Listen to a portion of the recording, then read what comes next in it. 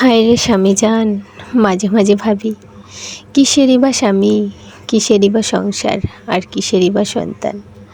সব কিছু আমার হলেও আমি কিন্তু কারোরই না। নারী তার সারা জীবনের সব কিছু উৎসর্গ করলেও দিন শেষে কারোর মনই ভরাতে পারে না, না স্বামীর, না সন্তানের, আর না অন্য কারোর। অথচ সেই নারী কিন্তু গোটা জীবন শেষ করে দেয় তার স্বামী, সন্তান আর সংসারের পিছনে। কিন্তু আমরা কজন বুঝতে পারি সেই নারীর বেদনাটা? কখনো তার অভিমানটা বুঝতে পারি না, কখনো তার ভালোবাসাটা বুঝতে পারি না, তার একটুখানি রাগকে বুঝতে পারি না, অভিমানটাকে যে ধরে নিই, জেদি, আরও অন্য কত কিছু নোংরা ভাষায় বলা হয় সেটাকে। যাই হোক, সেই অভিমানটার জন্য আমরা বেঁচে থাকি।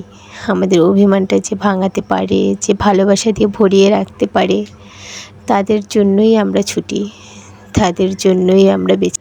জানো তো, যখন সেই স্বামী যান বুঝতে না পারে তার সেই অভিমানটা ভাঙানোর আশায় আমরা বেঁচে থাকি, তখনই প্রচণ্ড কষ্ট হয়। তখন মনে হয় যে বেঁচে থাকার কোনো কারণ বা মূল্যই নেই।